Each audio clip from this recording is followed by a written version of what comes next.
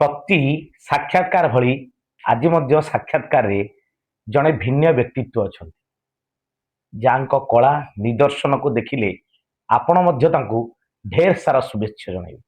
बेसी किसी इंट्रोडक्शन देबिनी, खाली एतिकी कहबी से जड़े सॉफ्टवेयर इंजीनियर कि सॉफ्टवेयर इंजीनियर हेई मध्य से तांको लक्ष्य पूरण पाई निज चाकरी छाड़ी बंशी तैयारी रे मातिचंती एवं केवल जे ओडिशा नुहे ओडिशा बाहर को मध्य निजे बंशी तैयारी करी कलाकार माननको भेटी दियंती निज मनपसंदर बंशी एवं निजे मध्य अभ्यासगत न होई मध्य सुंदर भाव रे बंशी बजाती।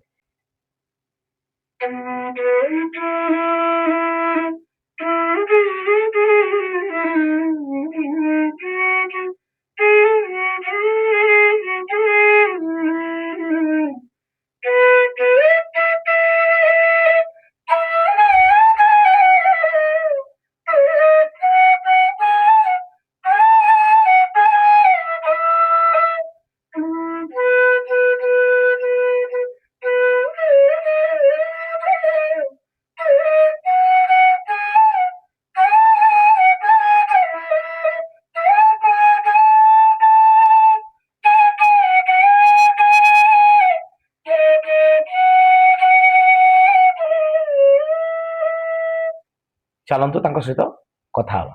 सर आम कार्यक्रम को आपको बहुत बहुत धन्यवाद, शुभेच्छा। आपन को भी एते दूर आपण आसिले। सर प्रथम तो आपन को परिचय देबे। मो ना होचे सत्यव्रत साहू।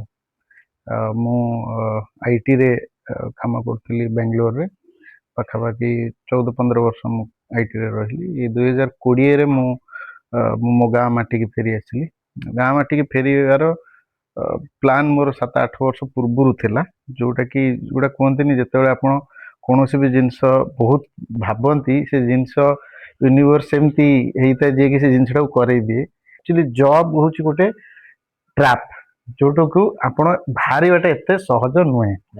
जिते आप सांसारिक हो बाहर पारे ना, किंतु मु केमिति सेटू बाहरली आउ केमिति मु सेटू बाहर की सक्सेस हेई पाइली मु एबे भी निजको भाबुनी, किंतु मते लागुची मु निज गोडरे मु ठिया हे पारची। इनफैक्ट मु 2-3 जन को एम्प्लॉय भी दे पारुची। तो सर आपनकर ये जो बंशी तैयारी करबा कौशल केते वर्ष बयस आरंभ होइतिला? आदि ठारू पाखापाखि 12-13 वर्ष होला मु ए जिनस तैयारी करची। इनिशियली फ्यू इयर्स मु मोर आइडिया नथला जे मु आकु नेकी गोटे बिजनेस मॉडल करि परिबी या आकु नेकी गोटे मार्केट करि परिबी ओडिसा रे हो या बाहर जगह रे हो। मु इनिशियली मु निज मु किनी पारु नथली, फाइनेंशियली मु एते अनस्टेबल थली। सैलरी आसुथला किंतु 1 रे आसीबो 4 रे पळै जिवो सब जगह ईएमआई ये तेमते सिचुएशन थली। तो बेंगलोर गोटे एमतिया जगह, इनफैक्ट बहु सब अदर स्टेट आल्सो, जेतेबेले आपण कोनसी ना कोनसी जॉब रे रहिबे आपणकर टाइम टेबल गोटे हे जिवो, माने गोटी ही जिंस आपण प्रतिदिन करि चलथिबे, जा फल कि आपण कोनसी ना कोनसी फील करिवे जे मु जेमति गोटे डिफरेंट वे बट जेल रे ही अच्छा। तो गोटे डिप्रेशन फेज रे मु थेली गोटे टाइम रे, फाइनेंशियली एंड मेंटली भी। आउ सेठू मोस्टली जी भी आम डिप्रेशन ह्यूमन टेंडेंसी सेठू सी तौल को खसी खसी जाती। मु भी गोटे टाइम रे से फील करथली, किंतु सडनली मो मो सेई जिंसटा गोटे अपॉर्चुनिटी हिसाब रे नेली जे एमती को गोटे जिंस जोटा कि आमे करि परिबेनी। आमे ओडिया पिला पखाळ भात खाइके आमे बड़ हेजे, आउ आमे एमती कोटे जिंस जोटा कि आमे करि परिबेनी। तो मु बहुत डिफरेंट जिंस मु ट्राई करिची। आउ एमती ने जे मु बंशी आज ठीक अच्छे, आज गोटे सक्सेसफुल जगार मु पहुंची, किंतु बैकग्राउंड किसी अलग थिला। मोर बंश संगे मोर कौन दूर दूर पर्यंत संपर्क नथिला, म्यूजिक प्रति थिला, किंतु बंश को नहीं आगू बढ़ी कौन मोर आइडिया नथिला, किंतु बंशी बजेवार गोटा इच्छा थिला।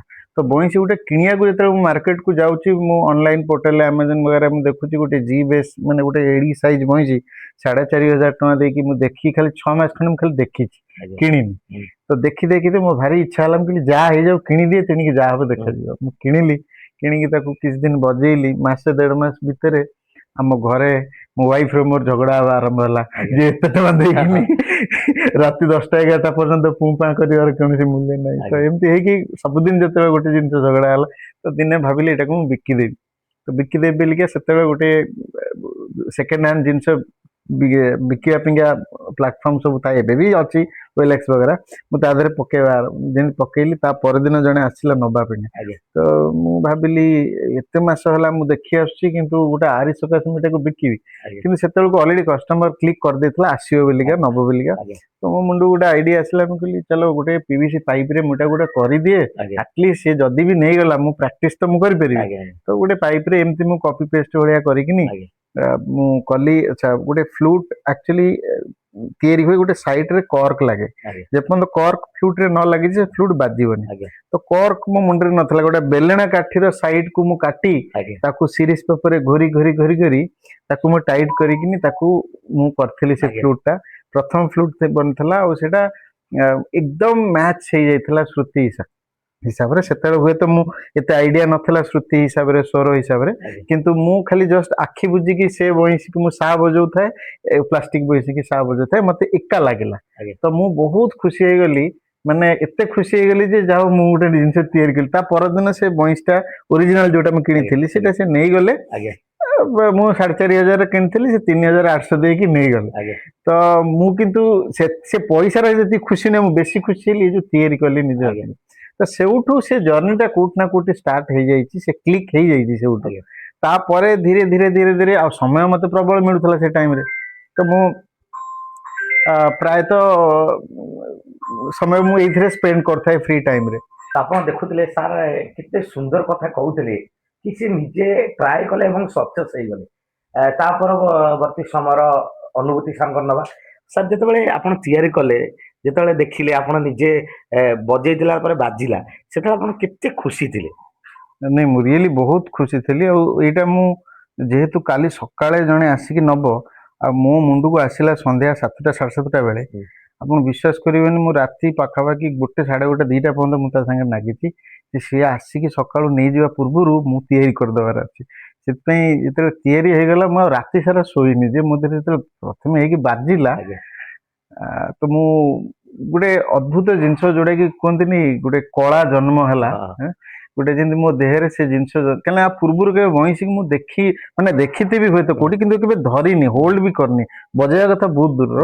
ତ ସେ ଗୋଟେ ଅଦ୍ଭୁତ ଅନୁଭୂତି ଥିଲା। ଆଉ ଏଇଟା ନୁହେଁ ଯେ ମୁଁ ତାକୁ, ମୋର ସେଇଟା କେବଳ ଗୋଟିଏ ହିଁ ଥିଲା ଯେ ମୁଁ କେମିତି ଆଟଲିଷ୍ଟ ମାନେ ଜିନିଷଟା ଯେହେତୁ ଅଧିକା ଟଙ୍କା ଦେଇକି ମତେ କିଣିବାକୁ ପଡୁଥିଲା, ମୁଁ ବନେଇଦେଲି, ସେଥିପାଇଁ ମତେ ବେଶୀ ଖୁସି ଥିଲା। କିନ୍ତୁ ଆକୁ ନେଇକି ଗୋଟେ ବିଜନେସ ମଡେଲ କରିବି କୌଣସି ବି ମାନେ ମୋ ମାଇଣ୍ଡରେ ନଥିଲା। ମୁଁ ଆକ୍ଚୁଆଲି ସେ ଯୋଉ ଟାଇମରେ ମୁଁ ଏ ଜିନିଷ କରୁଥିଲି, ଯେମିତି କହିଲି ମୁଁ ଗୋଟେ ଡିପ୍ରେସନ ଫେଜରେ ଥିଲି, ତ ସେଇଟାକୁ ଆପଣ ଯଦି 1 ମିନିଟ୍ ପାଇଁ ସାଇଡରେ ରଖିବେ, ଅଲଗା ସାଇଡରେ ଜବ୍ କୁ ଛାଡିକିନା, ମୋ ଜବ୍ ର ଟାଇମ ଥିଲା ସକାଳ 4:30ରୁ ଦିନ 1:30 ପର୍ଯ୍ୟନ୍ତ, କାହିଁକିନା ମୁଁ ଅଷ୍ଟ୍ରେଲିଆନ ସିଫ୍ଟରେ କାମ କରୁଥିଲି।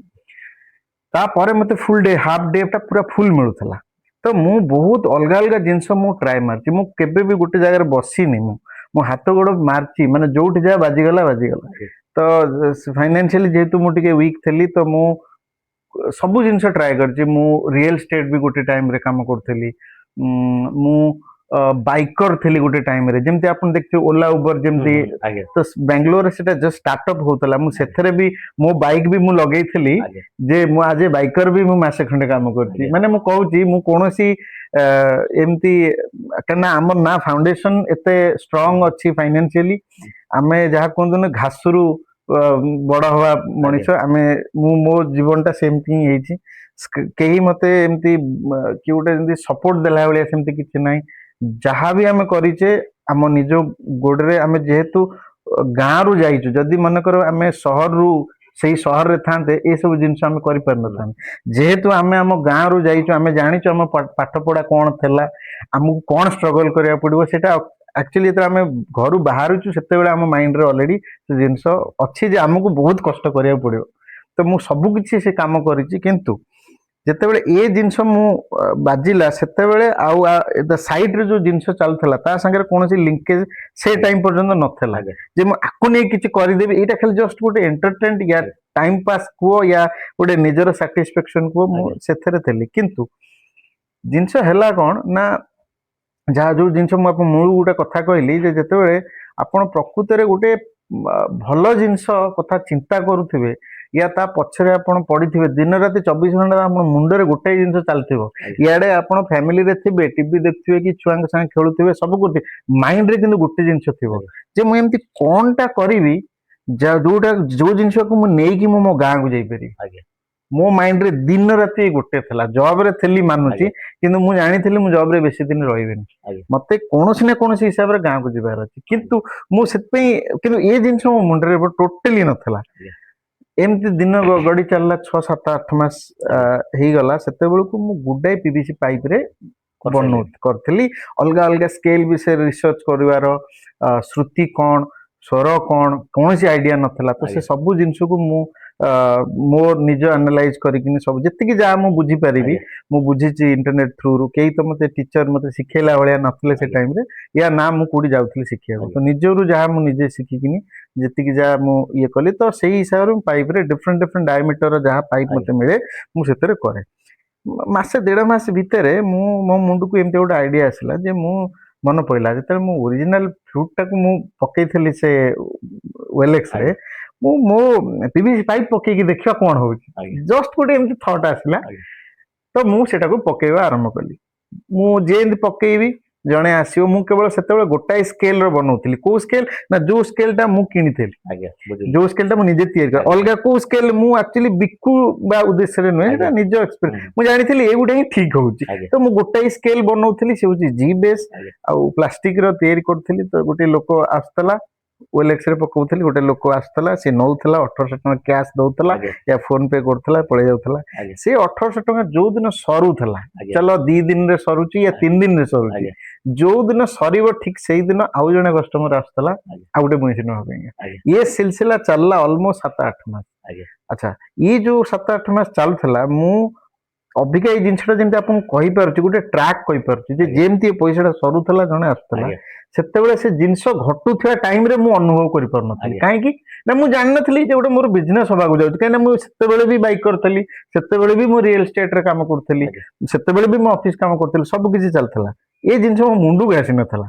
ତ ଯେତେବେଳେ 6, 7 ମାସ ପରେ ଏମିତି ଦିନେ ମୁଁ ହଲରେ ବସିଛି ମୋ ମୁଣ୍ଡକୁ ହଠାତ୍ ଆଇଡିଆ ଆସିଲା କାରଣ ସେ ଟାଇମରେ ଏତେ ଖରାପ ସିଚୁଏସନ ଥିଲା ଯେ ମୁଁ ଘରୁ ଓଲଟା ପଇସା ମାଗୁଥିଲି। ଆଜ୍ଞା ଦାଦାଙ୍କ ଠାରୁ କେତେ ବାପାଙ୍କ ଠାରୁ 10,000 ଆଜ୍ଞା 5,000 ଏମିତି ମଗଉଥିଲି ଆଜ୍ଞା କାରଣ ଲୋନ ଉପରେ ଲୋନ ଥିଲା ମୋ ଆଜ୍ଞା ମୁଣ୍ଡ ଉପରେ। ଆଜ୍ଞା ତ 7, 8 ମାସ ହବ ମୁଁ ନା ଘରୁ ଟଙ୍କାଟା ଆଣିଛି ନା ମୋର କୌଣସି EMI ୟା କୌଣସି ଲାପ୍ସ ହେଇଛି। ଆଜ୍ଞା ତ ମୁଁ ଏଇ କଥା ଚିନ୍ତା କରୁଥିଲି ଯେ କଣଟା ଏମିତି ମୋର କଣ୍ଟିନ୍ୟୁ ଚାଲିଛି ଆଜ୍ଞା ଏମିତି ୱାଇଫ ର ମୋର ବସିକି ହିସାବ ମାନେ ଏମିତି ଗୋଟେ କଥାବାର୍ତ୍ତାରୁ ଆଜ୍ଞା ହଠାତ୍ ଯେମିତି ଗୋଟେ ବହୁତ ଦୂରରୁ କିଏ ଗୋଟେ ସିଗ୍ନାଲ ଦଉଛି ଆଉ ମୁଁ ସେ ସିଗ୍ନାଲ ଟାକୁ ଧରି ପାରୁନି। ଆଜ୍ଞା ହଠାତ୍ ସେ ସିଗ୍ନାଲ କୁ ମୁଁ ଧରିଲି ଆଜ୍ଞା ଯେ ଏଇ ଯୋଉ ଟ୍ରାକ୍ ଟା ମୋ ମୁଣ୍ଡକୁ ଆସିଲା ଯେ ଯୋଉ ଦିନ ପଇସା ସରୁଛି ସେଇଦିନ ସେ କଷ୍ଟମର ଜଣେ ଅର୍ଡର ଦଉଛି ତା ପରଦିନ ଆଉଛି ବଇଁଶଟା ନଉଛି ପୁଣି 1800 ଟଙ୍କା ଦେଇକି ଆଜ୍ଞା ଯାଉଛି। ଆଜ୍ଞା ଇଏ ସିଲସିଲା ସେମିତି ଚାଲିଛି।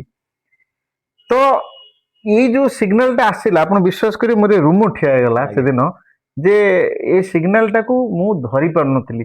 ଫ୍ୟୁ ଲାଇଟ ଇୟର୍ସ ପୂର୍ବରୁ ଦୂରରୁ ସେ ସିଗ୍ନାଲ ଆଉଛି ଆଜ୍ଞା ଆଜ୍ଞା ମତେ 8 ମାସ ଲାଗିଲା ସେ ସିଗ୍ନାଲ ଟାକୁ କ୍ୟାଚ୍ କରିବାକୁ। ଯୋଉ ଦିନ ବିଶ୍ୱାସ କରିବେ ସେ ସିଗ୍ନାଲ ଟା ମୁଁ ଧରିଲି ଆଜ୍ଞା ମାନେ ସେ ଗୋଟେ ମେସେଜ ଯୋଉଟା କି ଜଣେ କହିବାକୁ ଚାହୁଁଛି ଯେ ତୁ ଏଇ ଜିନିଷଟା କର ଆଜ୍ଞା କିନ୍ତୁ ମୁଁ ଇଆଡୁ ସିଆଡୁ ମୋ ମୁଣ୍ଡରେ ପଶିଥିଲା। ମୁଁ ଇଆଡେ ସିଆଡେ ଆଜ୍ଞା ଜବ ହଉ ୟା ଯାହା ହଉ ମୁଁ ସେଗୁରା ସବୁ କରୁଥିଲି।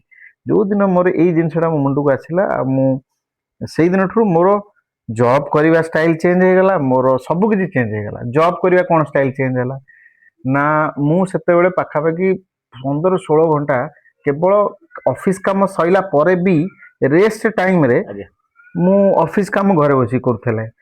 କିଏ କଲ୍ କଲା କୋଉ ଆକାଉଣ୍ଟ ମ୍ୟାନେଜର କଲ୍ କଲା ତା କାମ ଟିକେ କରିଦେ। ଆଜ୍ଞା ଇଏ କାହିଁ କରୁଥିବାର ଏଇଥିପାଇଁ ଯେ ମୋ ନାଁ ଟା ଟିକେ କୋଉଠି ହଉ ଆଟଲିଷ୍ଟ କର୍ପୋରେଟ ଜଗତରେ। ଆଜ୍ଞା ତ ମୁଁ ମୋ ନାଁ ବଢେଇବା ଚକ୍କରରେ ଠିକ ଅଛି ମୋ ନାଁ ବି କର୍ପୋରେଟରେ ଭଲ ଠିକ ଠାକ ମୁଁ କଲି କିନ୍ତୁ ଆଟ ଦ ଏଣ୍ଡ ମତେ କଣ ମିଳୁଥିଲା କିଛି ନାହିଁ। ଆଜ୍ଞା କମ୍ପାନୀ କି ଯାହା ମିଳିବା କଥା ମିଳୁଥିଲା। ତ ତା ଏଇ ଜିନିଷଟା ଚେଞ୍ଜ ଯେମିତି କଲି, ଯେମିତି ମେସେଜ ମତେ ଷ୍ଟ୍ରଙ୍ଗ ଆସିଲା ମୋ ମୁଣ୍ଡକୁ ଆସିଲେ ଯେ ମତେ ଇଏକୁ ହିଁ କରିବାର ଅଛି, ତ ଆକୁ କରିବାକୁ ମତେ ସମୟ ଦରକାର। ମତେ ଭଗବାନ ସମୟ ଦେଇଛନ୍ତି ବି, ଦିନ 1:30 2ଟାରୁ ରାତି 10ଟା 11ଟା ପର୍ଯ୍ୟନ୍ତ, ତ ମୁଁ ଫୁଲ ସମୟ ବଇଁଶୀରେ ଦେଲି। ମତେ ତାପରେ ସୋର୍ସ ମିଳିଲା ବ୍ୟାମ୍ବୋର, ଯୋଉ ଲୋକ ଝଗଡା ଯୋଗୁ ମୁଁ ପାଇପ ବିକୁଥିଲି, ଆଜ୍ଞା ବଇଁଶୀ ବିକୁଥିଲି, ସେଇ କୋଉଠି ନା କୋଉଠି ଫେସବୁକ ଲିଙ୍କ ଆଣିଦେଲା ଆସାମରୁ ସେ ବାଉଁଶର ସନ୍ଧାନ। ତାପରେ ଆମେ ଡେମୋ ପାଇଁ କିଛି ଅର୍ଡର କଲେ, ଆଜ୍ଞା ଫାର୍ଷ୍ଟ ଷ୍ଟକ୍ ଅର୍ଡର କଲେ, ବନେଇଲେ। ସିଏ ଅଦ୍ଭୁତ ମଜା, ଯେତେବେଳେ ମୁଁ ଫାଷ୍ଟ ବଇଁଶୀ ମୁଁ ତିଆରି ଆଜ୍ଞା କରିଥିଲି ତ ବାଉଁଶରେ, ଓରିଜିନାଲ ବାଉଁଶରେ। ତ ସେ ସବୁ ଏମିତି ଧୀରେ ଧୀରେ ଚାଲିଲା। ତାପରେ ସେଇ OLX ରେ ହିଁ ମୁଁ ଫ୍ଲୁଟ ବିକିବା ଆରମ୍ଭ କଲି। ଧୀରେ ଧୀରେ ଧୀରେ ଧୀରେ ଏମିତି ହେଲା, ପାଖାପାଖି 1.5 ବର୍ଷ ମୁଁ ସେଇଥିରେ ହିଁ ଚାଲିଛି। ତାପରେ ହଠାତ୍ ଯୋଉଟା କୁହନ୍ତିନି, ଯେମିତି ମୁଁ ଆପଣଙ୍କୁ ଗୋଟେ ଜିନିଷ ମନେ ରଖନ୍ତୁ, ଯୋଉ ଜିନିଷ ଆପଣ ମୁଣ୍ଡରେ ଚାଲିଥିବ, ସେ ୟୁନିଭର୍ସ ମାନେ ଭଗବାନ ଯିଏ ବି, ସିଏ ଆପଣଙ୍କୁ କୌଣସି ନା କୌଣସି ହିସାବରେ ଆପଣଙ୍କୁ ସେ ହେଲ୍ପ କରିବ, କୌଣସି ନା କୌଣସି ବାଟରେ। ଗୋଟେ କଷ୍ଟମର ଆସିବ କିଣିବା ଉଦ୍ଦେଶ୍ୟରେ, କିନ୍ତୁ ସେ ତ ଆପଣଙ୍କୁ ଶିଖେଇ ଦେଇକି ଚାଲିଯିବ, ବୁଝିପାରୁଛନ୍ତି। ତ ଏମିତି 1.5 ବର୍ଷ ଭିତରେ ମୁଁ ବହୁତ ଚେଷ୍ଟା କରୁଥିଲି କୋଉ ଗୁରୁ ସାଙ୍ଗରେ ଗୋଟେ କଣ୍ଟାକ୍ଟ କରିବି, ଯେ ମତେ ଶିଖେଇବ। ମୋ ମାଇଣ୍ଡରେ ବହୁତ କିଛି ଡାଉଟ ଅଛି ଯେ କଣ କେମିତି କରିବି, ଏ ମିଷ୍ଟେକ କେମିତି ଠିକ କରିବି, ଏସବୁ ଜିନିଷ, କିନ୍ତୁ କେହି ମତେ ହେଲ୍ପ କରୁନଥିଲେ। ମୁଁ ଯଦି ଫ୍ଲୁଟ ଟିଚରକୁ ୟା ଫ୍ଲୁଟ ମେକରକୁ ଫୋନ କରୁଥିଲି, ଯେମିତି ସେ ଜାଣୁଥିଲା ଯେ ମୁଁ ଶିଖିବାକୁ ଚାହୁଁଛି, ସେ ଫୁଟକିନି କଟ କରିଦଉଥିଲା। ତ ଏ ସିଲସିଲା ଚାଲିଥିଲା, ତ ଏମିତି କଣ୍ଟିନ୍ୟୁ ଚାଲିଥିଲା। କିନ୍ତୁ ହଠାତ୍ ଜଣେ ଏମିତି ଗୋଟେ କଷ୍ଟମର ମତେ ଫୋନ କଲା, ସେ ୟୁକେରୁ, କିନ୍ତୁ ସେ କେରଳ ଲୋକଟା, ସେ ରହୁଛି ୟୁକେରେ। ତ କେମିତି ତା ଫୋନକୁ OLX ରେ ଆଡ ଗଲା ମୁଁ ଜାଣିନି, କିନ୍ତୁ ସିଏ ସେଠୁ ପାଇକି ମତେ କେମିତି କଣ୍ଟାକ୍ଟ କରିଛି, ମତେ ଗୋଟେ ବଇଁଶୀ ଅର୍ଡର ଦେଲା EBS ର, ଯୋଉଟା କି ମୁଁ ଅବଭିୟସଲି ଆଗ୍ରି ହେଇଗଲି, ବନେଇବି ଇଏ ସିଏ। ତ କଣ୍ଟିନ୍ୟୁ ସେ 6-7 ଦିନ ମୋ ସାଙ୍ଗରେ କଲ୍ କରିଥାଏ, ରାତିରେ ସେ କଥା ହଉଥାଏ। ଆଉ ମୁଁ ଯେତିକି ଫିଲ୍ କଲି ଯେ ତାର ଏକ୍ସପେକ୍ଟେସନ ବହୁତ ଅଧିକା, କାର ସେ କଷ୍ଟମର, ଆଉ ବହୁତ ନଲେଜେବୁଲ ଲୋକଟି। ତ ମୁଁ ନିଜକୁ ଫିଲ୍ କଲି ଯେ ସିଏ ବୋଧେ ଜାଣିନି, ସିଏ ଭାବୁଥିବ କଣ ମୁଁ ଗୋଟେ ବଡ ମେକର, ୟା ମୁଁ ଜାଣିଛି କେମିତି ତିଆରି କରନ୍ତି। ତ ମୁଁ ମୋ ଭିତର ଯୋଉଟା ବି କମିଆ ଅଛି, ମୁଁ ସେଟାକୁ ପ୍ରକାଶ କଲି ସେ ସାରଙ୍କ ସାଙ୍ଗରେ। ସାର୍, ତମର ଏକ୍ସପେକ୍ଟେସନ ଏଇଆ ଅଛି ବୋଲି ମତେ ଲାଗୁଛି, 6-7 ଦିନ ହବ ଆମେ କାମ କରୁଛେ, ଏ କଥା ହଉଛେ, କିନ୍ତୁ ମତେ ଲାଗୁଛି ଯେ ମୁଁ ଆପଣଙ୍କ ପାଇଁ ଠିକ ବଇଁଶୀ କରିପାରିବିନି। ଆପଣ ବେଟର ଗୋଟେ ଏକ୍ସପିରିଏନ୍ସ ମେକର ଠାରୁ ଆପଣ ନିଅନ୍ତୁ। ଯେ ଏଇ କଥାଟା ମୁଁ ତାଙ୍କୁ କହିଦେଲି, ଅନେଷ୍ଟଲି କହିଲି, ସେଟା ତାଙ୍କୁ ବହୁତ ଖୁସି ଲାଗିଲା। ଏମିତି ରିଏଲିଟିରେ କି କରନ୍ତିନି, ମୋ ପାଟିରୁ ସେଟା ବାହାରିଲା, ମୁଁ କହିଦେଲି ଯୋଉଟା ମତେ ଲାଗିଲା, ମୁଁ କହିଦେଲି। ତ ତାଙ୍କୁ ବହୁତ ଖୁସି ଲାଗିଲା, ଆଉ ସିଏ ମତେ ଲିଟରାଲି 1 ମନ୍ଥ ଶିଖେଇଲେ। ଇନ ଦ ସେନ୍ସ କେମିତି, ସିଏ ତ ୟୁକେ ରେ ରହୁଥିଲେ ନା, ତ ସିଏ ମତେ ମେଲ କରନ୍ତି ପ୍ରତିଦିନ, କିଛି ନା କିଛି ମେଲ କରିବେ, ମତେ ରେଫରେନ୍ସ ଦେବେ, ମତେ ସବୁ ମେଟେରିଆଲ ଦେଲେ, ଯାହାକୁ ମୁଁ ଫଲୋ କରିକି ବଇଁଶୀ ତିଆରି ମୁଁ ଶିଖିପାରିବି। ଫ୍ରିକ୍ୱେନ୍ସି ଜାଣିପାରିବି, ସ୍ୱରକୁ ଚିହ୍ନି ପାରିବି, ତାନପୁରାକୁ ମୁଁ ବୁଝିପାରିବି, ସବୁ ଜିନିଷ ମତେ ଗୋଟେ ବାଇ ଗୋଟେ ଦେଲେ। ତାପରେ ମତେ କହିଲେ ଯେ ମାସେ ସମୟ ନେ, ମାସେ ପରେ ମୋ ବଇଁଶୀ ବନା। ତ ଆକୁ ଏଇ ଜିନିଷଟାକୁ ମୁଁ କଣଟା ବୁଝିବି, ଜଣେ ମାନେ ଆକ୍ଚୁଆଲି ତାକୁ ପଠେଇଲା ଯେ ଏଇ ଲୋକଟାକୁ ଏଇ ଜିନିଷଟା ଶିଖେଇକି, କାହିଁକିନା ସେ ବର୍ଷେ ହେଲା ଖୋଜୁଛି କାହାଠାରୁ ଶିଖିବ। ସେ ଲୋକଟାକୁ ଭଗବାନ ପଠେଇଲେ, ମତେ ଶିଖେଇଲା। ତାପରେ ବଇଁଶୀ ଗୋଟେ କରିକି ଦେଲି। ଆଉ ସିଏ ବି ଲେଫ୍ଟ ହ୍ୟାଣ୍ଡେଡ, ମୁଁ ରାଇଟ ହ୍ୟାଣ୍ଡେଡ ପ୍ଲେୟାର, ସିଏ ଲେଫ୍ଟ ହ୍ୟାଣ୍ଡେଡ ପ୍ଲେୟାର। ତ ଲେଫ୍ଟି ହିସାବରେ କଷ୍ଟମାଇଜ ଫ୍ଲୁଟ କରିକି ତାଙ୍କୁ ଦେଲି। ତା ପାଖରେ ପହଞ୍ଚିଲା, ଆଉ ବହୁତ ଖୁସି ହେଲା। ପ୍ରଥମ କଥା, ତ ସେଇ ଯୋଉ ଲୋକଟି, ମୁଁ କାହିଁକି ଏ ଫ୍ଲୁଟ ସାଙ୍ଗରେ ଏତେ ମୁଁ ପର୍ସନାଲି ଆଉ ମାଇ ଫ୍ୟାମିଲି ୱାଇଜ କୁହନ୍ତୁ ୟା ପର୍ସନାଲି କୁହନ୍ତୁ, ମୁଁ ଏତେ ଆଟାଚ ହେଇପାରିଲି। ଯୋଉ ଲୋକଟି ମତେ ଶିଖେଇଲା, ସେ ଏଇ 1.5 ବର୍ଷ ହବ ଦୁନିଆରୁ ବି ଚାଲିଗଲା। ତ ଯେବେ ସେ ଗଲା, ସେ ଆକ୍ଚୁଆଲି ଗୋଟେ ଖ୍ରୀଷ୍ଟିଆନ ଲୋକଟା, ସେ ଯେତେବେଳେ ଗଲା ତା ଚର୍ଚ୍ଚରେ, ମାନେ ସେ ଭିଡିଓ ୟୁଟ୍ୟୁବରେ ମୁଁ ଏବେ ଦେଖେଇବି ଆପଣଙ୍କୁ। ଆକ୍ଚୁଆଲି ମାନେ ମୁଁ ଚାହୁଁଛି ଆପଣ ସେ ସିନ୍ ଗୋଟେ ସୁଟ୍ ବି କରନ୍ତୁ। ବର୍ତ୍ତମାନ ଦେଖେଇବି ସେ ସିନ୍ ଟା, ଯୋଉଥିରେ କି ସିଏ ଯେତେବେଳେ ମରିଗଲେ, ତାଙ୍କ ୱାଇଫ ସେଇ ବଇଁଶୀଟା ନେଇକି ଯାଉଛନ୍ତି ତାଙ୍କ କଫିନ ପାଖକୁ, ଖାଲି ଜଷ୍ଟ ଟଚ କରିକି ଆସିବା ପାଇଁକା। ସେ ସିନ୍ ଟା ସେଥିରେ ଅଛି, କ୍ୟାପଚର ଆପଣଙ୍କ ହେଇଯାଇଛି। କଥା ଆକ୍ଚୁଆଲି ଶୁଣିଲା ବେଳକୁ ଆମ ଲୋମମୂଳ ଆଜ୍ଞା ଟାକୁରି ଉଠୁଛି। ଏମିତି ଗୋଟା ଇଏ ମାନେ ଆଖିରୁ ଲୁହ ବି ଚାଲି ଯାଉଛି। ଗୁରୁ ହିସାବରେ ବାଇଦ କିଛି ବି ଆପଣଙ୍କୁ ଦେଇଥିଲେ ଟିପ୍ସ, ଆଉ ଆପଣଙ୍କ ବଇଁଶଟା ସେ ମରିଲା ବେଳକୁ ଯାଉଛି ତାଙ୍କ ପାଖକୁ, ତାଙ୍କ ଡେଡ ବଡି ପାଖକୁ ଯାଉଛି, ଟଚ ହେଇକି ଆଉଛି। ସେ ଭିଡିଓରେ ଆକ୍ଚୁଆଲି 4 ଘଣ୍ଟାର ସେ ଭିଡିଓ, ଯୋଉଥିରେ କି ଫାଷ୍ଟ 5 ମିନିଟରେ ସେ ସିନ୍ ଆସିବ। ସେ ୱାଇଫ ତାଙ୍କର ସେ ବଇଁଶଟା ନେଇକି ହେଲେ, ଏ ଘଟଣା ଘଟିଲା ର ଗୁଡାଏ ଜିନିଷ ଯୋଉଟା କି ସାୟଦ ବହୁତ ଲମ୍ବା ହେଇଯିବ, ମୁଁ ଏତେ ଡିଟେଲ୍ସ କହୁନି, କିନ୍ତୁ ଆଜ୍ଞା। ଏତିକି ଖାଲି ଜାଣନ୍ତୁ ଯେ ସେ ଲୋକଟି ତାଙ୍କର ଗୋଟେ ଗୁରୁ ଆଜ୍ଞା। ଯିଏ କି ପୁନେରେ ଅଛନ୍ତି, ଆଜ୍ଞା ପୁନେ ବେଶ, ସେ ଅନଲାଇନରେ ତାଙ୍କଠାରୁ ଶିଖୁଥିଲେ। ଆଜ୍ଞା ସିଏ ଚେଷ୍ଟା କରୁଥିଲେ ଯେ ତାଙ୍କ ଗୁରୁ ସାଙ୍ଗରେ ମୋର କନେକ୍ସନ କରିବାକୁ, ଆଜ୍ଞା କେବେଠୁ ନା ସେତେବେଳୁ, ଯେତେବେଳେ ବୁଝିଲି 8 ବୁଝିଲି ବର୍ଷ ତଳେ ୟା 10 ବର୍ଷ ତଳେ, ଆଜ୍ଞା କିନ୍ତୁ ସେ ଜିନିଷ କେବେ ହେଇପାରୁନଥିଲା। ଆଜ୍ଞା ଏଇ 1.5 ବର୍ଷ ତଳେ, 1.5 ବର୍ଷ 2 ବର୍ଷ ବି ନୁହେଁ, 1.5 ବର୍ଷ 2 ବର୍ଷ ଭିତରେ ଯେବେ ସେ ମଲେ, ତାର ଜଷ୍ଟ 2 ମାସ 3 ମାସ ପୂର୍ବରୁ ଆଜ୍ଞା ସେ ଲିଟରାଲି ଗୁରୁ ସାଙ୍ଗରେ କଥା ହେଇକିନା ମତେ ମୋ ସାଙ୍ଗରେ କଥା ହେଇକି ମୋ ନମ୍ବର ତାଙ୍କୁ ସେୟାର କରିକି କଣ୍ଟାକ୍ଟ କରେଇଲେ। ଆଉ ଗୁରୁ କହିଲେ ତୁ ଏଠିକି ଆ, ଶିଖ। ମୁଁ କଣଟା ତାଙ୍କର ଟିକେ ଅଲଗା ଭିନ୍ନ ଫ୍ଲୁଟ ଥାଏ ସେ ଗୁରୁଜୀଙ୍କର। ମୁଁ ଯାଇଥିଲି ପୁନେ, ଯାଇଲି ତାଙ୍କ ପାଖରେ ଗୋଟେ ଦିନ ଶିଖିବାକୁ। ତ ସେଇଠି ମୁଁ ଥିଲି, ଥିବା ଅବସ୍ଥାରେ ମୁଁ ବନେଇଦେଲି, ବନେଇକି ଗୋଟେ ଫଟୋ ଉଠେଇଦେଲି, ଉଠେଇକି ସାରଙ୍କୁ ପଠେଇଲି, ଯୋଉ ମତେ ଯିଏ ଆଜ୍ଞା ରେଫରେନ୍ସ କରିଥିଲେ ପଠେଇଲି। ଆଉ କିଛି ରେସ୍ପଣ୍ଡ ଆସିଲାନି। ମୁଁ କହିଲି କଣ ହେଲା? ତା ଘଣ୍ଟାଏ ଖଣ୍ଡେ ପରେ ତାଙ୍କ ଡକ୍ଟର ଯିଏ, ସିଏ ରେସ୍ପଣ୍ଡ କଲେ ଯେ ତାଙ୍କ ବାପା ଆଉ ନାହାନ୍ତି। ତ ମୁଁ ତ ସକ୍, ତାଙ୍କ ଗୁରୁ ସିଏ ବି ସିଏ ସକ୍, ବି ନାହାନ୍ତି ସିଏ ବି ସକ୍। ଆଜ୍ଞା ହଁ ତାଙ୍କରି ପାଖରେ ଯୋଉ ଆଜ୍ଞା ଲୋକ ସବୁ କିଛି କରେଇଛି, ହଁ ସେ ଲୋକ ନାହିଁ। ହଁ ସକ୍। ତାପରେ ତାର 5-7 ଦିନ ପରେ ସେ ଲିଙ୍କ, ୟୁଟ୍ୟୁବ ର ଲିଙ୍କ ତାଙ୍କ ଝିଅ ମତେ ପଠେଇଲେ। ଆଜ୍ଞା ଯେହେତୁ ଚର୍ଚ୍ଚରେ ସବୁ କାର୍ଯ୍ୟକ୍ରମ ହୁଏ, ତାଙ୍କର ଭିଡିଓ ରେକର୍ଡିଂ ହୁଏ, ଆଜ୍ଞା ଯୋଉଟା କି ମୁଁ ଆପଣଙ୍କୁ ବର୍ତ୍ତମାନ ଦେଖେଇବି। ତ ସେ ଜିନିଷ ଦେଖିଲା ପରେ ମୁଁ ଯେମିତି ଗୋଟେ କୁହନ୍ତିନି, ଯେମିତି ଗୋଟେ ଜିନିଷ ପୃଥିବୀ ଗୋଲ, ସେ ମୋର ଜର୍ଣ୍ଣି ଗୋଟେ ଜାଗାରେ ନେଇକି ଠିକ ସେଇ ଜାଗାରେ ନେଇକି କନେକ୍ଟ ଆଜ୍ଞା ହେଇଗଲା। ଆଉ ତାପରେ ମୁଁ ଏତେ ଆକ୍ୱେଣ୍ଟେଡ ହେଇଗଲି ଗୋଟେ ବଇଁଶୀ, ୟା ଯିଏ ବଜଉଛି ବି ବଇଁଶୀ, ଖାଲି ବଇଁଶୀ ନୁହେଁ, ଯିଏ ବଜଉଛି ବି, ୟା ବଇଁଶୀ ସାଙ୍ଗରେ ଯିଏ ବି ଟିକେ ବି ଆକ୍ୱେଣ୍ଟେଡ ହଉଛି, ତା ସାଙ୍ଗରେ ମୁଁ ମାନେ ଗୋଟେ ଭିତରୁ ମୋର କନେକ୍ସନ ହେଇଯାଉଛି। ମୋ ୱାଇଫ ବେଳେ ବେଳେ ପାର୍ଟି କରେ, ଗୋଟେ ଏତେ କଣ କଥା ହଉଛ ଗୋଟେ କଷ୍ଟମର, ସେ ଆଜ୍ଞା ନବ କି ନ ନବ, ଆଜ୍ଞା ଆଜ୍ଞା ତମେ ତାଙ୍କ ସାଙ୍ଗରେ ଘଣ୍ଟାଏ କଥା ହେଇସାରିଲାଣି। ଆଜ୍ଞା ମୁଁ ହୁଏତ ତାକୁ ବୁଝେଇ ପାରେନି, କିନ୍ତୁ ଏଇଟା ଗୋଟେ ଏମିତିଆ ପାଗଳାମି ଯୋଉଟା କି ଗୋଟେ ଆର୍ଟିଷ୍ଟ ପାଖରେ ରହିବା ନିହାତି ଦରକାର। ଆଜ୍ଞା ସେ ହୁଏତ ବୁଝିପାରୁନି, କିନ୍ତୁ ମୁଁ ଜାଣିଛି ଯୋଉ ପିଲାଟି ବର୍ତ୍ତମାନ ତାକୁ ଯାହା ସାଙ୍ଗରେ ମୁଁ କଥା ହଉଛି, ହୁଏତ ମୋ କଥା ତାକୁ ଇନ୍ସପାୟାର କରିପାରେ, ଯାହା ଫଳରେ କି ସେ ବଇଁଶ ଜର୍ଣ୍ଣିଟାକୁ ଷ୍ଟାର୍ଟ କରିପାରେ। ଏମିତି ବି ହେଇଛି, ଆଜି ପର୍ଯ୍ୟନ୍ତ ଗୁଡେ ଏମିତି ଅଛନ୍ତି କଷ୍ଟମର ସାଙ୍ଗେ କଥା ହେଲା ପରେ ସେମାନେ, ତାଙ୍କୁ ଲାଗିଲା ଯେ ଆଦେହରେ କିଛି ଅଛି, ଆଉ ସିଏ ଏ ଜର୍ଣ୍ଣି ଷ୍ଟାର୍ଟ ବି କରିଛନ୍ତି। ତ ଏମିତି ଚାଲିଲା। ତାପରେ ଏଇଟା ଗୋଟେ ବିଜନେସ ମଡେଲ କେତେବେଳେ ହେଲା ନା, ଧୀରେ ଧୀରେ ଧୀରେ ଧୀରେ ମୁଁ ଯେମିତି ମୁଁ କହିଲି OLX ଫୋଏଲଏକ୍ସ ରୁ ବାହାରିକି ଯେତେବେଳେ ମୁଁ ନିଜର ବ୍ରାଣ୍ଡିଂ କରିବା ଆରମ୍ଭ କଲି, ବ୍ରାଣ୍ଡିଂ କଲି। ଆଉ ବ୍ରାଣ୍ଡ କଲା ପରେ ପୁଣି ଧୀରେ ଧୀରେ ତାର ନେକ୍ସଟ ଷ୍ଟେପ୍ କଣ ଥିଲା, ଆମାଜନ ଫ୍ଲିପକାର୍ଟରେ ଛାଡିବା। ତ ଆମାଜନ ଫ୍ଲିପକାର୍ଟରେ ବି ମୁଁ ଲିଷ୍ଟିଂ କଲି। ତାପରେ ସେଠି ଚାଲିଲା, ସେଠି ଯେତେବେଳେ ଚାଲିଲା ସାରା ଦୁନିଆ ଆଡକୁ, ଇଣ୍ଡିଆ ଆଡକୁ। ମୁଁ ସେତେବେଳେ କେବଳ ବାଙ୍ଗାଲୋରରେ ଲିମିଟେଡ ଥିଲି। ତାପରେ ଧୀରେ ଧୀରେ ଧୀରେ ଧୀରେ ନା ହେଲା। ଆଉ ତାପରେ ଧୀରେ ଧୀରେ ସବୁ ଗୁରୁଜୀ ମାନଙ୍କ ସାଙ୍ଗରେ କନେକ୍ସନ ବଢିଲା। ଆଉ ଯେମିତି ମୁଁ ଅଫିସରେ କାମ କରୁଥିଲି ଡେଡିକେସନ ସହିତ, ସେମିତି ମୁଁ ବଇଁଶୀରେ ବି କାମ କଲି। ତ ଆପଣଙ୍କ ପାଖକୁ ଯଦି ଗୋଟେ ଅଦ୍ଭୁତ ବଇଁଶୀ ଯାଇଛି, ଯୋଉଟା କି ଆପଣଙ୍କ ପାଖରେ 10-12ଟା ଅଛି, କିନ୍ତୁ ମୋ ବଇଁଶୀଟା ଆପଣଙ୍କୁ ବହୁତ ବଢିଆ ଲାଗୁଛି, ତ ଆପଣ ଅଟୋମେଟିକ 10 ଜଣଙ୍କୁ ଜଣେଇବେ। ତ ମୋର ଟୋଟାଲ ମାର୍କେଟିଂ ହଉଛି ମାଉଥ ମାର୍କେଟିଂ, ମାନେ ଆଜ୍ଞା ଆପଣଙ୍କୁ ଭଲ ଲାଗିଲା, ଆପଣ 2 ଜଣଙ୍କୁ କହିଲେ। ତ ଏଇ ହିସାବରେ ମୋର 8-10 ବର୍ଷ ହେଲା ଚାଲିଛି, ଯାହା ଫଳରେ କି ଏବେ ବି ଆପଣ ଯଦି ଏଇଠି ଆପଣ AI କୁ ବି ପଚାରି ପାରିବେ ଆଜ୍ଞା ଯେ best flute maker in India, 7-8ଟା ନାଁ କହିବ, ସେଥିରେ ମୋ ନାଁ ରହିବ। ଓଡିଶାରେ ମାରିଲେ ଆଉ କାହା ନାଁ ଦେଖଉନି, କେବଳ ଆଜ୍ଞା ମୋର ନାଁ ଦେଖଉଛି, ଯୋଉଟା କି ଗୋଟେ ଖୁସି ଲାଗୁଛି। ଆପଣ ଯଦି ମୋ ନାଁଟା ଖାଲି ଗୁଗୁଲରେ ବି ମାରିବେ, ଆପଣଙ୍କୁ 2-4 ପେଜରେ ଇନଫର୍ମେସନ ଆଜ୍ଞା ମିଳୁଛି, ଆଜ୍ଞା ଯୋଉଟା କି ମତେ ଖୁସି ଲାଗୁଛି।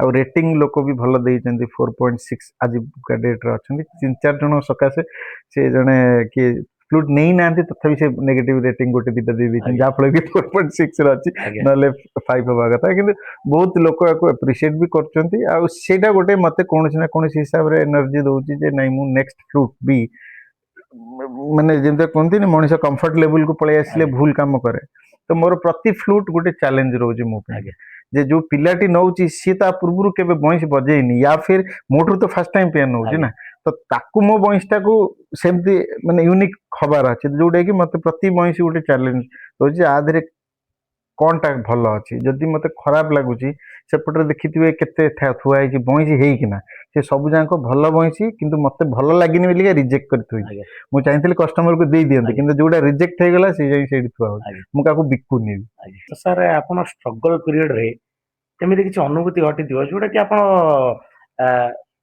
ପ୍ରେସର ଭିତରେ କେବେ ନା କେବେ ଆଖିରୁ ଲୁହ ବାହାରି ଯାଇଥିବ, କାନ୍ଦି ପକେଇଥିବ, ସେମିତି କିଛି ଘଟଣା ଘଟିଛି କି? ବହୁତ ଘଟିଛି। ଇନଫ୍ୟାକ୍ଟ ଯଦି ଆପଣ ଏଇ ବିଜନେସକୁ ନେଇକି ବି ଯଦି କହିବେ ଯେ ଓଭରାଲି ଗୋଟେ ଜିନିଷ ଯେମିତି ଆପଣ ଗୋଟେ ଗଛ ଲଗେଇ ଦେଇଛନ୍ତି, ସେ ଗଛଟା ଆକ୍ଚୁଆଲି ଅନ୍ୟ ଜଣଙ୍କ ଜାଗାରେ ଲଗେଇ ଦେଇଛନ୍ତି, ଆଜ୍ଞା ସେ ଗଛ ଫଳୁଛି, ଆଜ୍ଞା ଫଳିଲା ବେଳକୁ ଆଉ ଜଣେ ଆଉ ଖାଉଛନ୍ତି। ଜଣେ ଖାଉଛି।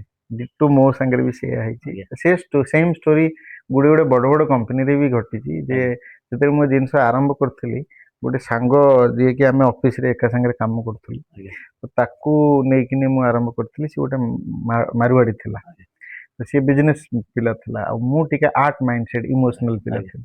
ତ ମୁଁ ସେ ସାଙ୍ଗକୁ କହିଲି ଚାଲ ମୋର ଗୋଟେ ଆଇଡିଆ ଅଛି ଏୟା କିନ୍ତୁ ଏ ଜିଏସଟି ଫିଏସଟି କେମିତି କଣ ବାହାରେ ମୁଁ ଜାଣିନି, ଆଜ୍ଞା ତ ମତେ ଟିକେ ହେଲ୍ପ କର। ତ ସିଏ ମତେ କହିଲା ଏସବୁ ଜିନିଷ କିଛି ପ୍ରୋବ୍ଲେମ ନାହିଁ, ମୋର ନିଜର ଦୋକାନ ଅଛି, ଜିଏସଟି ଚାଲ ଆମେ କରିବା। ସେ ତ କହିଲା ଆମେ କରିବା, ମତେ ଆଉ ଟିକେ ଭଲ ଲାଗିଲା ଓଲଟା। ମୁଁ କହିଲି ହଉ ଠିକ ଅଛି, ମୁଁ ବି ଗୁଡାଏ ଟେକ୍ନିକାଲ ଜିନିଷ ଜାଣିନି, ଟ୍ୟାକ୍ସ ରିଲେଟେଡ ଅମକ ସମକ। ମୁଁ ସିନା ଜାଣିଛି କେମିତି ତିଆରି ହବ, କିନ୍ତୁ ତାକୁ ମାର୍କେଟିଂ କେମିତି କରାଯିବ, ଆକାଉଣ୍ଟସ ବଗେରା, ଜିଏସଟି ଟ୍ୟାକ୍ସ, ଏସବୁ ଜିନିଷ ମୁଁ କିଛି ଜାଣିନି। ତ ସିଏ ସେଥିରେ ପାରଙ୍ଗମ ଥିଲା। ଆଜ୍ଞା ତ ଏମିତି ହେଇକି ଜିନିଷ ଯେତେବେଳେ ବଢିଲା, ସେତେବେଳେ ପ୍ରଥମ ନାଁ ଗୋଟେ ବ୍ରାଣ୍ଡ ନାଁ ମୁଁ ଦେଇଥିଲି, ଯୋଉ ନାଁ ଟା କି ମତେ ଲାଗୁନି ମୁଁ ଏବେ ଏଠି ମୁଁ କହିବି, ଆପଣଙ୍କୁ ଅଫଲାଇନରେ କହିପାରିବି। ତ ସେ ବ୍ରାଣ୍ଡ ନାଁରେ ପ୍ରଥମେ 4 ବର୍ଷ ଭଳିଆ, 5 ବର୍ଷ ଭଳିଆ ମୁଁ ଗୋଟେ ଗ୍ରାଉଣ୍ଡରୁ ବହୁତ ହାଇ ଲେଭେଲକୁ ପଳେଇ ଯାଇଥିଲି, ଯୋଉଟା କି ଆମାଜନ ଫ୍ଲିପକାର୍ଟରେ ଆଜ୍ଞା ଲୋକ ମତେ ସେ ନାଁରେ ଜାଣିଥିଲେ। ଆଜ୍ଞା ତାପରେ କଣ ହେଲା ନା, ମତେ ଇନିସିଆଲ ଟାଇମରେ ଟିକେ ଟିକେ ଫିଲ୍ ହଉଥିଲା। ତା ପର ଷ୍ଟେଜରେ କଣ ହେଲା ନା, ଆକାଉଣ୍ଟସ ର ଯାହା ବି ଆମାଉଣ୍ଟ ଆସୁଥିଲା ସବୁ ଯାକ ଟେକ୍ନିକାଲି ତା ଆକାଉଣ୍ଟକୁ ଯାଉଥିଲା। ଆଜ୍ଞା କାହିଁକିନା ଯେତେବେଳେ ଆପଣ ଜିଏସଟି କରିବେ, ପ୍ୟାନ୍ ଥ ଦେଇକିନି ଆଜ୍ଞା ଜିଏସଟି ଆଜ୍ଞା କରିବେ, ନିଶ୍ଚୟ ପ୍ୟାନ୍ ଯାହାର ବ୍ୟାଙ୍କ ଆକାଉଣ୍ଟ ତାର, ଆଜ୍ଞା ବ୍ୟାଙ୍କ ଆକାଉଣ୍ଟ ଆପଣ ଆମାଜନ ଫ୍ଲିପକାର୍ଟରେ ୟା ୱେବସାଇଟରେ, ଆମର ୱେବସାଇଟ ବି ଥିଲା, ତ ୱେବସାଇଟରେ ଆପଣ ଯୋଉ ବ୍ୟାଙ୍କ ଆକାଉଣ୍ଟ ଲିଙ୍କ କରିବେ, ପଇସା ସେଇ ଆକାଉଣ୍ଟକୁ ଆଜ୍ଞା ଆସିବ। ନିଶ୍ଚୟ ତ ଆଟ୍ ଦ ଏଣ୍ଡ କଣ ହଉଥିଲା ନା, ମୁଁ ଖଟୁଥିଲି ପ୍ରବଳ, କିନ୍ତୁ ଗୋଟେ ପେମେଣ୍ଟ ଆକାଉଣ୍ଟକୁ ଗଲା ଯାଉଥିଲା ତାପରେ ତାର।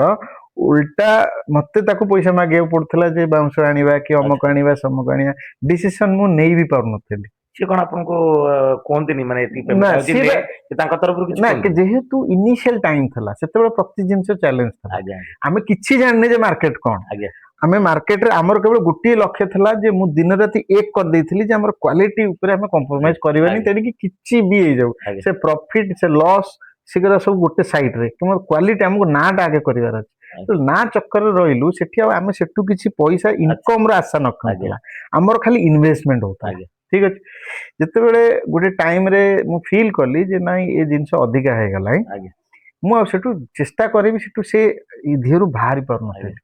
ତ ବାହାରି ପାରୁନଥିଲି ଯେତେବେଳେ, ତ କେମିତି କଣ ଏମିତି ଭଗବାନ ଦୟାରୁ କୋଭିଡ ଆସିଲା। ସେ କୋଭିଡ ଯୋଗୁ ମୁଁ ଏଠିକି ପଳେଇ ଆସିଲି। ଆଜ୍ଞା ଏଠିକି ଆସିଲା ପରେ ମୋ ସାହସ ବଢିଗଲା। ମୁଁ ସେଠି ଥିଲି, ମୋ ସାମ୍ନାରେ ଫେସ ଟୁ ଫେସ ମୁଁ ତାକୁ ଫେସ କରିପାରୁନଥିଲି। ମୁଁ କେମିତି ଗୋଟେ ସାଙ୍ଗଟାକୁ କହିବି, ଆଚ୍ଛା ମୁଁ ଠିକ ଗୋଟେ ଇମୋସନାଲ ଲୋକ ଠିକ ଥିଲି ଅଛି ନା, ଠିକ ତମେ ଅଛି ମୋର ଏକା ସାଙ୍ଗରେ କାମ କରୁଛେ, ଆଜ୍ଞା ମୁଁ ଆପଣଙ୍କୁ କହିବି ନାହିଁ ଭାଇ ମୁଁ ତୋ ଠାରୁ ଅଲଗା ହେବି, ମୋ ଆଜ୍ଞା ଦ୍ଵାରା ସେଇ ଜିନିଷ ହଉନଥିଲା। ଆଜ୍ଞା ହେଲେ ଏଠିକି ଆସିଲା ପରେ ମୋର ସାହସ ହେଲା ଯେ ନାଇଁ ଭାଇ, ଟେକ୍ନିକାଲି କଣ ନା, ତାର କିଛି କାମ ନାହିଁ। ତାର କେବଳ ମାନେ ତାର ଦୋକାନ ଥିଲା, ସେ ତା ଦୋକାନରେ ବସିଥିଲା, ଅଫିସ କାମ କରୁଥିଲା। ବଇଁଶ କାମରେ ତାର କୌଣସି ଲେନା ଦେନା ନାହିଁ, ସବୁ କାମ ମୁଁ କରୁଥିଲି। କିନ୍ତୁ ଆକାଉଣ୍ଟକୁ ତାର ପଇସା ହଉଥିଲା, ଡିସିସନ ତାର, ୱେବସାଇଟ ର ଓନରସିପ ତାର। କେବଳ ସେତିକି ନୁହେଁ, ସିଏ ଟ୍ରେଡମାର୍କ ରେଜିଷ୍ଟର୍ଡ କରିଦେଲା ତା ନାଁରେ। ସେ କମ୍ପାନୀ ଏବେ ଆପଣ ଯଦି ରେଜିଷ୍ଟ୍ରିରେ ଦେଖିବେ, ତା ନାଁରେ ଦେଖେଇବ। ମୁଁ ସେ ଜିନିଷଟା ଆପଣଙ୍କୁ ଦେଖେଇବି ଅଫଲାଇନରେ। ତ ତାପରେ ଜିନିଷ ଯେତେବେଳେ ମୁଁ ବୁଝିଲି, ଏଠିକି ଆସିଲା ପରେ 2022ରେ ମୁଁ ନୂଆ ଆକାଉଣ୍ଟ କଲି। ତା ସାଙ୍ଗରେ ମୁଁ ସେ ବନ୍ଧୁତ୍ୱଟାକୁ ବନ୍ଦ କଲି। ତାକୁ ମୁଁ ପ୍ରଥମେ ବୁଝିବାକୁ ଚେଷ୍ଟା କଲି, ବୁଝିଲାନି, ଝଗଡା ହେଲା। ତ ମତେ ସେଟଲମେଣ୍ଟ କରିବାକୁ କହିଲା ପଇସା। ଇନଫ୍ୟାକ୍ଟ ଯୋଉ ପଇସା ମୁଁ ଜେନେରେଟ କରୁଥିଲି, ତା ଆକାଉଣ୍ଟକୁ ଯାଉଥିଲା, ସିଏ ଦଉଥିଲା ଆଜ ଏ ଇନଭେଷ୍ଟମେଣ୍ଟ, ଆଜ୍ଞା ମାନେ ଆମେ ଇନଭେଷ୍ଟ କରିବା ବୋଲି।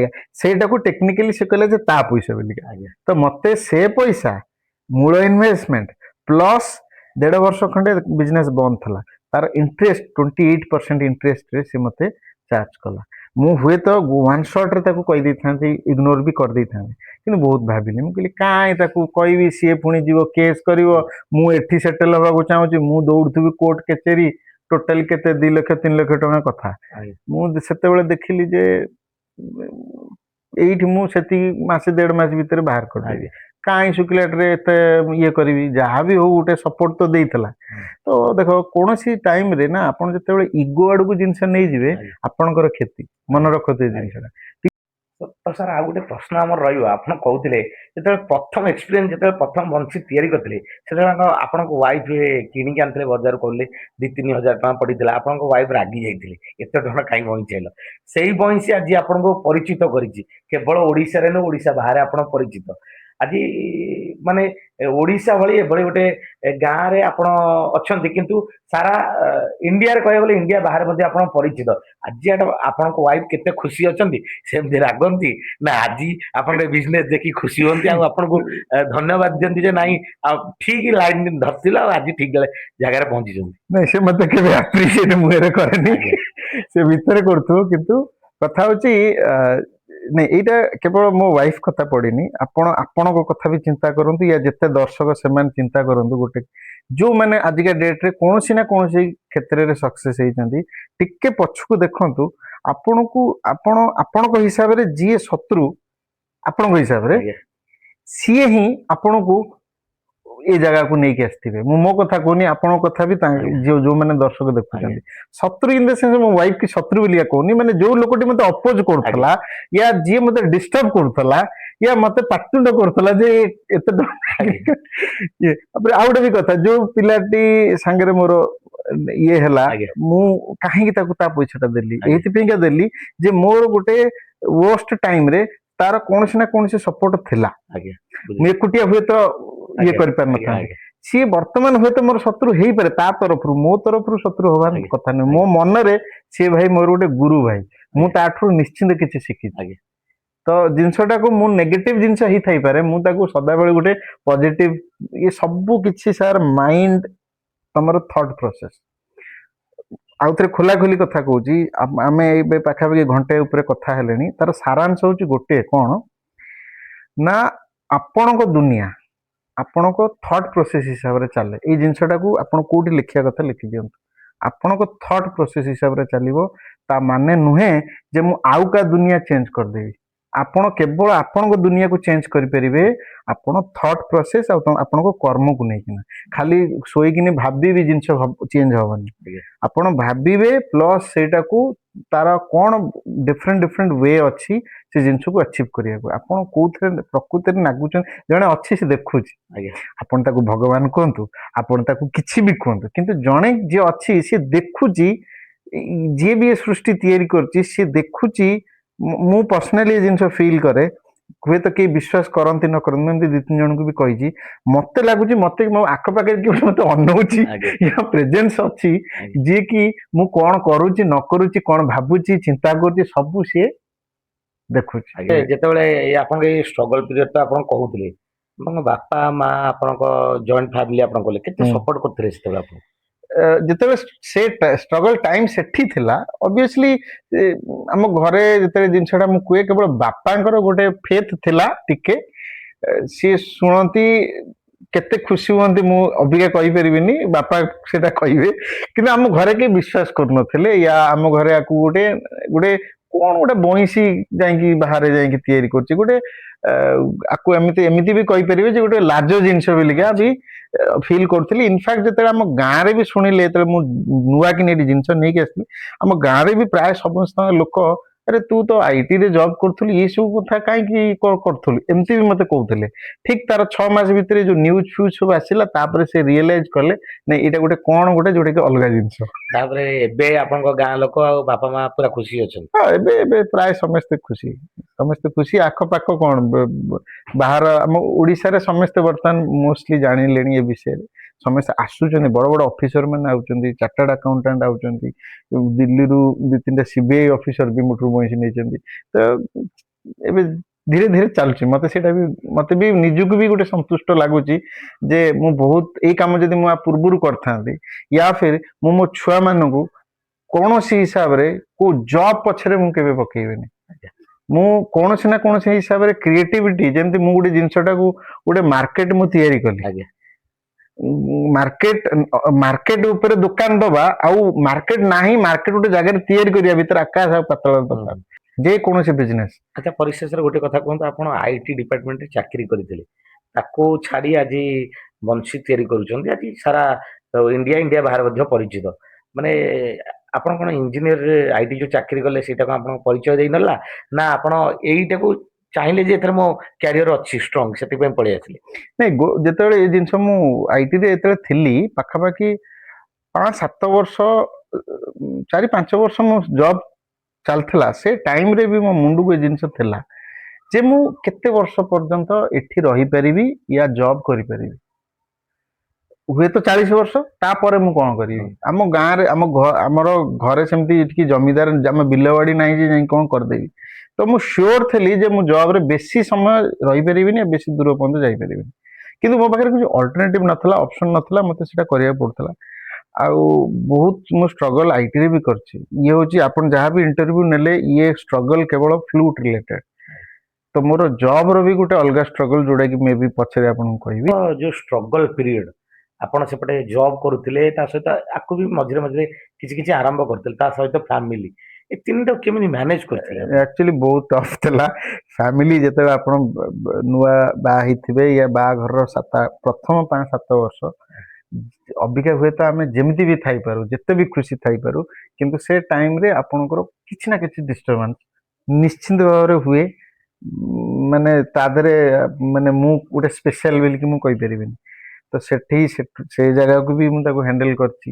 ପ୍ୟାରେଣ୍ଟସ ମାନେ ଏଠି ଥିଲେ, ମୋ ପାଖରେ ତ ନଥିଲେ, ଏଠି ବି ମୁଁ ଯେତିକି ମୋର ଯାହା ସପୋର୍ଟ ଦବା କଥା ମୁଁ ଦେଇଛି। ହୁଏତ ଆମ ଘର ଏଠି ନଥିଲା, ଆମ ଘର ଗାଁ ଭିତରେ ଥିଲା, ଆମର 3ଟା ବେଡରୁମ ଚାଳ ଘରର କୁଳିଆ ଭଳିଆ ଥିଲା, ଯୋଉଟା କି 2010-11ରେ ଆମେ ଏଠିକି ଆସିଲେ। ଏ ଘର ବି ଏବେ ମୁଁ ଆସିକିନି କଲି, ତଳ ଘର ହିଁ ଥିଲା, ଯୋଉଟା କି ଜଏଣ୍ଟ ଫ୍ୟାମିଲି ଆମର ସମସ୍ତେ ଥିଲେ, ତ ମୁଁ ସବୁ କିଛି ମ୍ୟାନେଜ କରୁଥିଲି। ଇଆଡେ ଅଫିସ ଟେନସନ ନଉଥିଲି, ଘର ଟେନସନ, ଏଠିକା ଟେନସନ, ଛୁଆ ପିଲା ପାଠ ପଢିବେ ତା ଟେନସନ, ତ କେମିତି ମୁଁ ଆଉ ମତେ ସେ ଟାଇମରେ ହୁଏତ ଏବେ ମୁଁ ଚିନ୍ତା କଲେ ମତେ ଟିକେ ଅଦ୍ଭୁତ ଲାଗୁଛି, କିନ୍ତୁ ସେ ଟାଇମରେ ସେ ପ୍ରେସର କୁଆଡେ ପଳେଇ ଯାଉଥିଲା, ମୁଁ ଏବେ ଆଉ ଫିଲ୍ ବି କରିପାରୁନି ସେ ଟାଇମରେ କଣ ମୁଁ ଫିଲ୍ କରୁଥିଲି। ଆପଣ କରିପାରିବେ। ଯାହା ହଉ ସାର୍, ଆପଣ ଆପଣଙ୍କ କର୍ମ ଚାଲିଥିବା ସମୟରେ ଆମକୁ ସମୟ କାଢିକି ଦେଇଛନ୍ତି, ସମୟ ଇଣ୍ଟରଭ୍ୟୁ ଦେଇଛନ୍ତି, ବହୁତ ବହୁତ ଧନ୍ୟବାଦ ଏବଂ ଶୁଭେଚ୍ଛା। Thank you so much. But ଯାହା ବି ହଉ, ହୁଏତ 1% ଲୋକ ବି ଯଦି ଏଟାକୁ ସମ୍ପୂର୍ଣ୍ଣ ଶୁଣିଲେ ଆଉ ତାଙ୍କୁ ଲାଗିଲା ଯେ ଏଇ ଜିନିଷଟାକୁ ସେମାନେ ତାଙ୍କ ଲାଇଫରେ ପକେଇକି କିଛି ସେ ତା ଦେହରୁ ଫଳ ପାଇପାରିବେ, ମୁଁ ବହୁତ ଖୁସି ହେବି। ବାକି ଆପଣ ସମସ୍ତଙ୍କୁ ଧନ୍ୟବାଦ, ଆପଣ ଏତେ ସମୟ ପର୍ଯ୍ୟନ୍ତ ଏ ଭିଡିଓଟାକୁ ସମ୍ପୂର୍ଣ୍ଣ ଦେଖିଲେ।